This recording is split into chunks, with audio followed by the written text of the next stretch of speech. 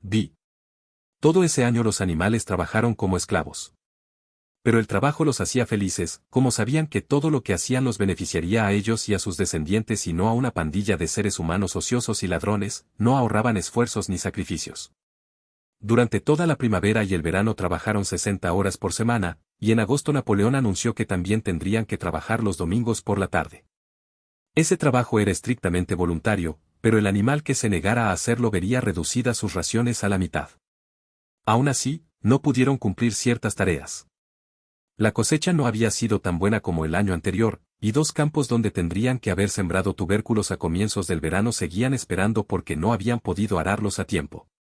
Poco costaba prever que el siguiente invierno sería muy duro. El molino de viento presentó dificultades inesperadas. Tenían una buena cantera de piedra caliza en la granja, y habían encontrado una gran cantidad de arena y cemento en una de las dependencias, de manera que todos los materiales para la construcción estaban a su alcance. Pero el problema que en un primer momento no pudieron resolver los animales fue cómo romper la piedra en trozos del tamaño adecuado. Parecía que la única manera de hacerlo era con picos y palancas, que ningún animal podía utilizar porque no andaba erguido sobre las patas traseras. Solo después de semanas de esfuerzo vano tuvo alguien la idea apropiada, utilizar la fuerza de la gravedad. El fondo de la cantera estaba cubierto de enormes cantos rodados, demasiado grandes para ser utilizados. Los animales los ataban con cuerdas y después, todos juntos, vacas, caballos, ovejas, cualquier animal que pudiera aferrar la cuerda, a veces incluso participaban los cerdos en los momentos críticos, los arrastraban con lentitud desesperante por la ladera hasta la cima de la cantera, desde donde los arrojaban por el borde para que al caer se rompieran en pedazos. El transporte de la piedra una vez rota era relativamente sencillo. Los caballos se la llevaban en el carro, las ovejas arrastraban bloques individuales, hasta Muriel y Benjamín, tirando de un coche de gobernanta, hacían lo suyo. A finales del verano habían acumulado una cantidad suficiente de piedra y entonces dieron comienzo a la construcción, supervisados por los cerdos. Pero era un proceso lento y laborioso. Con frecuencia tardaban un día entero de esfuerzo agotador en arrastrar una sola piedra hasta la cima de la cantera, y a veces, cuando la arrojaban por el borde, no se rompía. Nada hubiera sido posible sin Boxeador, cuya fuerza parecía equivaler a la del resto de los animales juntos. Cuando la piedra empezaba a resbalar y los animales, arrastrados ladera abajo, gritaban desesperados, era siempre Boxeador quien, sujetando con fuerza la cuerda, lograba detener la piedra. Verlo afanarse centímetro a centímetro cuesta arriba, jadeando, arañando el suelo con las puntas de los cascos, los enormes flancos empapados de sudor, despertaba la admiración de todos. Trébol le advertía a veces que se cuidara y no se esforzara tanto, pero Boxeador nunca le hacía caso. En sus 2 lemas, trabajaré más duro, y Napoleón siempre tiene razón, parecía encontrar respuesta suficiente a todos sus problemas. Había acordado con el gallo joven que lo llamara no media hora sino 3/4 de hora más temprano todas las mañanas. Y en los ratos libres, que ahora no le sobraban, iba solo a la cantera, preparaba una carga de piedra picada y la arrastraba sin ayuda hasta el lugar donde se encontraba el molino de viento. A pesar de la dureza del trabajo, los animales no pasaron tan mal ese verano. Aunque no había más comida que en la época de Jones, tampoco había menos.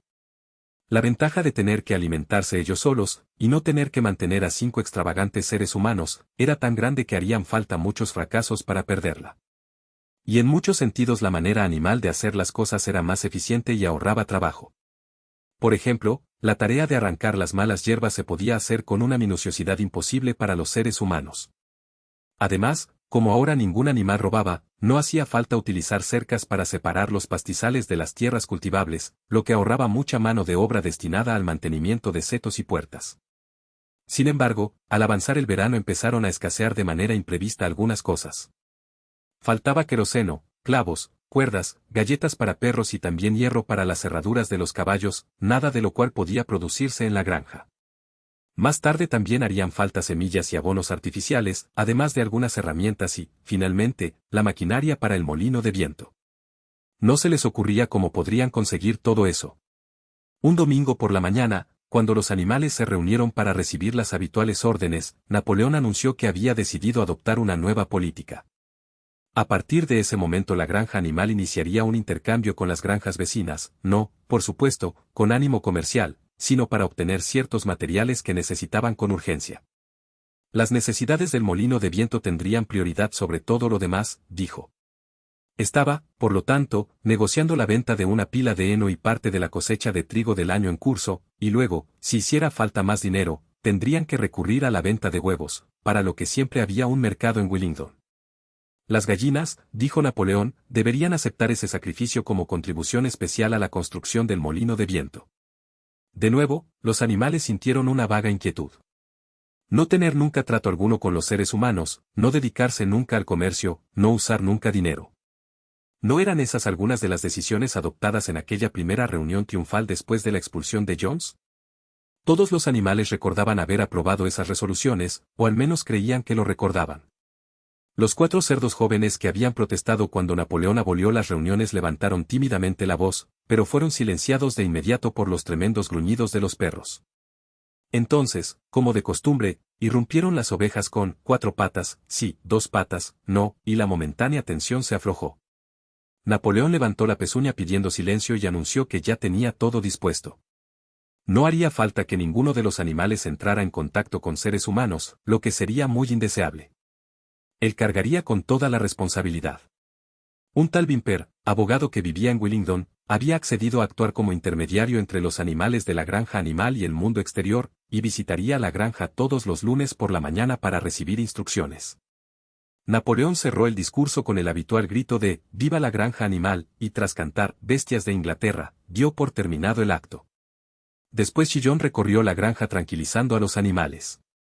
Les aseguró que la resolución contra la participación en el comercio y el uso de dinero nunca se había aprobado, ni siquiera sugerido. Era pura imaginación, y quizás se podía rastrear su origen en mentiras difundidas por Bola de Nieve. Algunos animales seguían con dudas, y Chillon les hizo una pregunta astuta: ¿estáis seguros de que no lo habéis soñado, camaradas? ¿Tenéis algún registro de esa resolución? Está escrita en alguna parte. Y como era cierto que nada de eso existía por escrito, los animales aceptaron con satisfacción su error. Todos los lunes, como se había acordado, el señor Vimper visitaba la granja. Era un astuto hombrecito de patillas, abogado de poca monta pero lo bastante listo para haber comprendido antes que nadie que la granja animal necesitaría un agente al que bien valdría la pena pagar comisiones. Los animales observaban su ir y venir con algo de terror y lo evitaban en la medida de lo posible.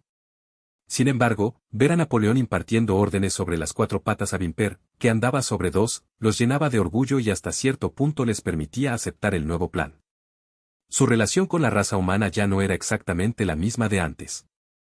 Los seres humanos no odiaban menos la granja animal ahora que disfrutaba de cierta prosperidad, de hecho, la odiaban más que nunca. Todo ser humano tenía para sí que la finca quebraría tarde o temprano y, sobre todo, que el molino de viento sería un fracaso. Se reunían en las tabernas y mediante diagramas se demostraban que el molino caería forzosamente, y que si seguía en pie no funcionaría nunca. Sin embargo, contra su voluntad, empezaban a sentir cierto respeto por la eficiencia con que los animales gestionaban sus propios asuntos. Síntoma de ese cambio era que habían dejado de llamar a la finca Granja Solariega y empezaban a llamarla por su propio nombre, Granja Animal. Tampoco defendían más a Jones, que había perdido la esperanza de recuperar su granja y se había ido a vivir a otra parte del condado. Fuera de la intermediación de Vimper, no había aún ningún contacto entre la granja animal y el mundo exterior, pero circulaban constantes rumores de que Napoleón estaba a punto de celebrar un acuerdo comercial con el señor Pilkington de Monterraposo o con el señor Frederick de Campocorto, pero, por supuesto, nunca simultáneamente con los dos. Fue en esa época cuando los cerdos se mudaron de repente a la casa de la granja y se establecieron allí. Una vez más, los animales creyeron recordar que al comienzo se había aprobado una resolución contraria a esa medida, y de nuevo Chillon logró convencerlos de su error. Era totalmente necesario, explicó, que los cerdos, como cerebros de la granja, tuvieran un sitio tranquilo para trabajar. También era más adecuado a la dignidad del líder. Últimamente tenía la costumbre de dar a Napoleón el título de líder, vivir en una casa que en una simple posilga. No obstante, algunos de los animales se molestaron al saber que los cerdos no solo comían en la cocina y usaban el salón como lugar de recreo sino que también dormían en las camas. Como de costumbre, Boxeador quitó importancia al asunto repitiendo lo de «Napoleón siempre tiene razón», pero Trébol, que creía recordar una firme disposición contra el uso de las camas, fue hasta el fondo del establo e intentó descifrar los 7 mandamientos allí grabados. Como solo podía leer las letras una por una, recurrió a Muriel. Muriel, dijo, léeme el 4.º mandamiento. ¿No dice algo acerca de no dormir nunca en una cama? Muriel leyó con cierta dificultad. Dice, ningún animal dormirá en una cama con sábanas.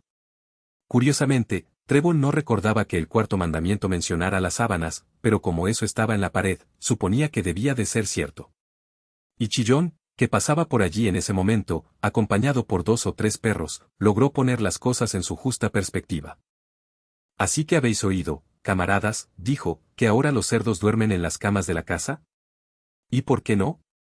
Supongo que no iréis a pensar que alguna vez se prohibió el uso de las camas. Una cama significa nada más que un sitio para dormir. Bien mirado, un montón de paja en un establo es una cama. La norma prohibía las sábanas, que son una invención humana. Hemos quitado las sábanas de las camas de la casa y dormimos entre mantas.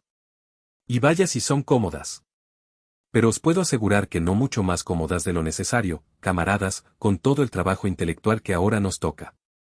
¿Verdad que no queréis privarnos de nuestro descanso, camaradas? ¿Verdad que no queréis vernos demasiado cansados para cumplir con nuestros deberes? Estoy seguro de que ninguno de vosotros desea que regrese Jones. Los animales se apresuraron a tranquilizarlo, y no se volvió a tocar el tema de las camas y los cerdos. Y cuando se anunció, unos días después, que a partir de ese momento los cerdos dormirían por la mañana 1 hora más que el resto de los animales, tampoco hubo quejas. Al llegar el otoño los animales estaban cansados pero felices. Habían tenido un año duro, y después de la venta de parte de la paja y del maíz las reservas de alimentos para el invierno no eran muy abundantes, pero el molino de viento compensaba todo. Ya estaba casi a medio construir.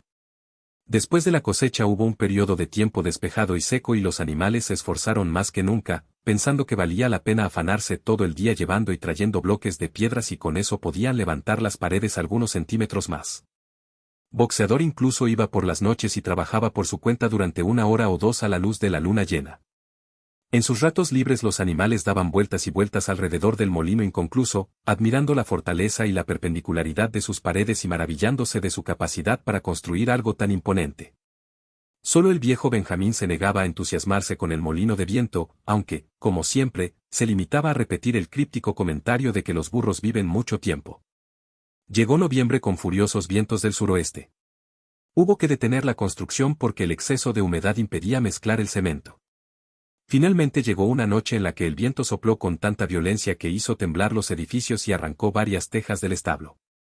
Las gallinas se despertaron chillando de terror porque todas habían soñado al mismo tiempo con un disparo de escopeta a lo lejos.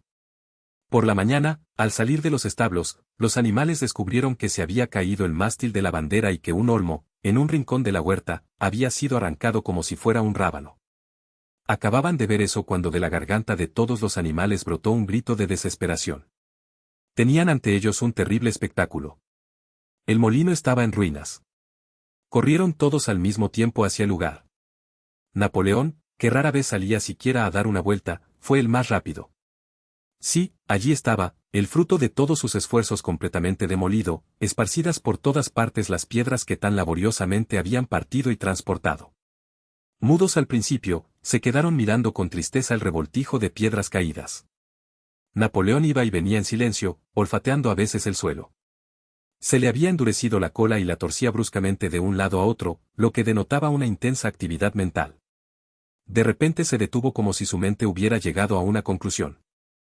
Camaradas, dijo en voz baja, ¿sabéis quién es el culpable de esto? ¿Sabéis quién es el enemigo que ha venido por la noche y ha derribado nuestro molino de viento? Bola de Nieve.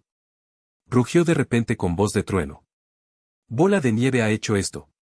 Por pura maldad, pensando en retrasar nuestros planes y vengarse por su ignominiosa expulsión, ese traidor se ha arrastrado hasta aquí al amparo de la noche y ha destruido nuestro trabajo de casi un año. Camaradas, aquí y ahora pronuncio la sentencia de muerte de Bola de Nieve. Nombraré, héroe animal de segunda clase, y le daré media fanega de manzanas al animal que haga justicia con él. Una fanega entera a quien lo aprese con vida. Los animales se quedaron estupefactos al enterarse de que Bola de Nieve podía ser el culpable de semejante acción. Hubo un grito de indignación y todo el mundo se puso a pensar en maneras de capturar a Bola de Nieve si alguna vez regresaba. Casi de inmediato aparecieron en la hierba, a poca distancia de la loma, las huellas de un cerdo. Solo se las podía seguir unos metros, pero parecían conducir a un agujero en el seto. Napoleón las olió y dictaminó que pertenecían a Bola de Nieve.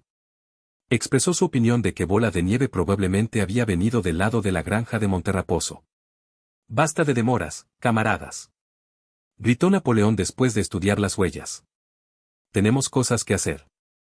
Esta misma mañana empezaremos a reconstruir el molino, y trabajaremos en él durante todo el invierno, llueva o truene. Enseñaremos a ese miserable traidor que no nos puede deshacer el trabajo con tanta facilidad. Recordad, camaradas, que no debe haber ninguna alteración en nuestros planes, los cumpliremos de manera inflexible. Adelante, camaradas. ¡Viva el molino de viento! ¡Viva la granja animal!